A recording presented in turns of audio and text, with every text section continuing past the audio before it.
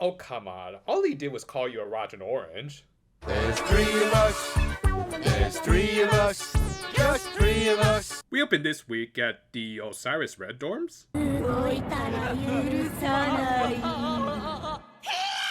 Can you tell this is written by Yoshimi Narita? You know, when she's not forcibly writing whatever's trendy at the moment. But yeah, much like Jin Tanaka, she tends to be kind of cynical with her writing, including setting up Monda here as a stereotypical young adult to middle-aged Japanese man living paycheck by paycheck in a rundown apartment and clearly eating nothing but convenience store food. It's actually some really effective visual storytelling that, just through some setting details, managed to establish what the former villains have been up to since their defeats, and yes, I'm using plurals, as Monda's neighbor turned out to be Cobbletone. Let me guess, there's also a lowly demon cat girl just a couple doors down. But yeah, all around, a really good comedic opener for the episode that, for me at least, hits all of the right notes. Granted, it might be a little overly cynical for the target audience who don't quite get all of the trials and tribulations of the average Japanese man, but that's Naruto for ya. Anyway, Monda assumed the alter ego of a human named Monda, even though amongst the villains, he was the most human looking. Not that that even really mattered, considering that obese pigs and roided out boars could just casually walk around this town, but I guess he was doing it for his own safety. Hey asshole, occupy, get your own sewer. And thanks to our protagonist being oblivious to the guy who looked like he had accidentally fallen down and probably needed medical attention, he learned about Masho's picture book pursuits. For today in particular, she was going to debut her latest volume at their local library. And then the giant sentient black hole who wanted to destroy the flower appeared and rained down death upon everyone. The end. By the way, something that was pointed out to me by a friend was how Masho's art skills have shown a gradual improvement over the course of the series. I mean, just comparing it with her stuff from episode 20, and yeah, it is pretty significant. It's a very nice, subtle bit of visual storytelling. I mean, yeah, it's not outstanding work or anything, but I do think it's more realistic growth for most artists, and it's still better than anything I can draw. It's a self-portrait, like you even see the little goggles and everything, right? Yeah. Still, not everyone appreciated character development, as a couple of brats decided to just duck out of Masho's reading, claiming it was boring. And yeah, this was essentially going to be the main conflict of this episode, which was kind of like Komachi's struggles with criticism, which yes, Naruto also wrote that episode. Albeit, the character's push yet wasn't a young adult in nuts giving constructive criticism, but rather a couple of brats with the attention spans of gnats, making a pretty non-issue really. It's no big deal, really. I mean sure, Mashiro was primarily writing for kids, and should make sure it was engaging, but really, Agiha's encouragement here should have resolved the issue. Nonetheless, it did at least lead to the highlight of this episode, when Mashiro broke off from her friends to get some time alone to reflect on how she could improve her work. This allowed Monda to step in and try bringing the Precure down a few pegs by actually fulfilling the aforementioned nuts role with supposedly harsher criticism that we'll get to in just a bit. Anyway, to prove his quote-unquote credentials, he showed her what he claimed was his work. Well, at least he didn't use any AI art. Also, did I forget to mention that Yutaka Tsuchida, the series director of Tropical Rouge, handled this one? Surprisingly though, while both him and Yoshimi Narita are more comedy-oriented, I don't think he's worked with a lot of her scripts as of late, or at least compared to the days of Smile Precure, and maybe that's for the best. But yeah, Monda's imagination spots here were easily the best parts of the episode, with him imagining everyone with some very Showa-esque faces. Specifically back in the day when anime looked more like Babe Boop, which was by design, at least according to Osamu Tezuka. I guess it was supposed to symbolize Monda's more simplified view of his enemies, and of course it just looked funny, at least by modern standards.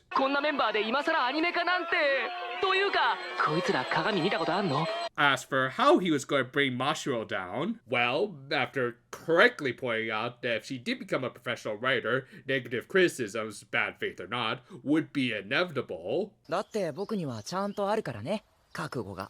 悪口言われる覚悟がね。 Brah, if that's your idea of toxic behavior, you should probably take a few lessons from this guy. I mean, you might get a few years in prison and get deported, but still, at least you'd accomplish your goal.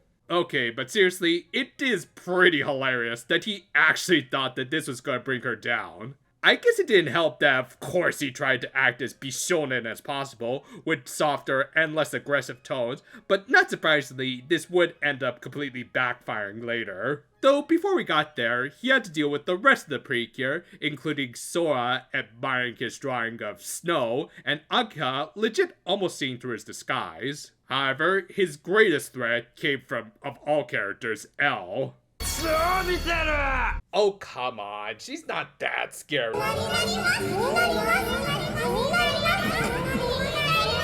Actually, she had just seen a grasshopper in his head, which for anyone who's seen Kamen Rider O's should know what they're called in Japan. As a result, he thought he had been busted, but before anything else, Sato-sensei had arrived.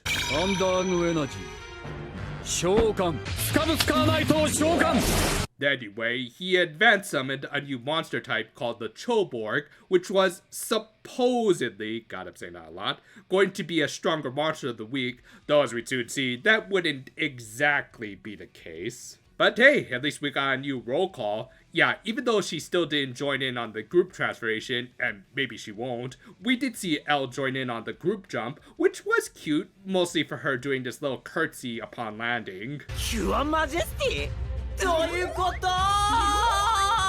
Blame the toy higher-ups for wanting to make sure she's in the movie. And the fight this week wasn't all that great, except for kind of the final sequence, but other than that, the characters' movements were either incredibly stiff or disrespectful to what came before.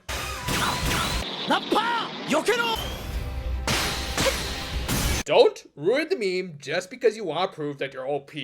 Thankfully, this was kinda balanced out when the Choborg launched the Frieza variant of the attack, albeit it should have been a little more effective. Anyway, while they did say this thing was stronger than the Romborg, ultimately all they needed to do was stand up and have the proper resolve to want to win the day, which yeah, was about as on the nose for Masho's situation as it could be. Still, at least they were pushing a pretty decent lesson of the day through it. Basically, that you shouldn't always worry about satisfying everyone, and should just focus on producing the best product you can, which is honestly a lesson that I think the Western entertainment industry could stand to learn. However, it is a bit of a pity that it came at the cost of getting this new monster as a threat over, as after their little speech, the Precure managed to rather easily beat the Choborg. Again, not a bad sequence, as it did provide a good display of teamwork from our protagonist, but it wasn't anything amazing. Again, Monda and the Precure being oblivious to his true identity were probably the best part of this episode. And with that, the episode ended with Mashiro later thanking Monda for quote-unquote encouraging her, and in turn, she also encouraged his artistic pursuits, which turned him into a bit of a tsundere. Because it would be a Yoshimi Narita script if there wasn't some unnecessary shipping. Anyway, this episode was a lot of fun on its own. I mean, this to me is the kind of writing I actually really enjoy from Narita. A lot of good character-driven comedy, which often does end up coming from the villains. That said, it does kind of come at the cost of aggravating this still ongoing villain problem with this show that will only get worse as it goes on. One thing I can often praise Narita for is that she does understand the importance of building characters, be it with subtle setting details, and of course making the characters very expressive. The latter especially comes across when she has a good comedy director like Yutaka Tsuchida to bring her scripts to life, hence why their Smile Precure episodes are so well remembered. And while not quite reaching those same levels of insanity, which probably wouldn't fit with this show anyway, they still managed to make a really funny episode thanks to Monda's antics, backed by Ken's great comedic delivery as one of the funnier Yu-Gi-Oh! Protagonists, before he became emo. All that said, it was also clear that this was only Narita's second episode for the show, and thus she couldn't do much to advance the conflict with the Ondargu Empire. Absolutely not her fault, and definitely more on the show for spinning their wheels with their villains, but it is still a pity that Skeerhead is the only actual threat in the show anymore, and even then, his new creation was taken out after just one lesson of the day. Again, a good lesson, especially for creatives involved in entertaining people, which on that note, overall overall, this episode was very entertaining, thanks to the comedy, which probably sounded the most of the series so far. It's just that we still need to include an asterisk that hopefully they will start to actually build up these villains again. We all love Bumby, but not everybody should be him is all I'm saying. With October quickly approaching, we are going to start doing some videos themed around one of my favorite holidays of the year, Halloween. And considering the first of the month is next Sunday, when of course this show's next episode review is supposed to come out, I think we'll just start things off early with a video this Friday on the 29th of September. It's a video that should get the spooky month off to an appropriate start. Look forward to it. Until then though, farewell for now my friends, and you know what? Maybe I could try and improve my art a little. Maybe a little color would help.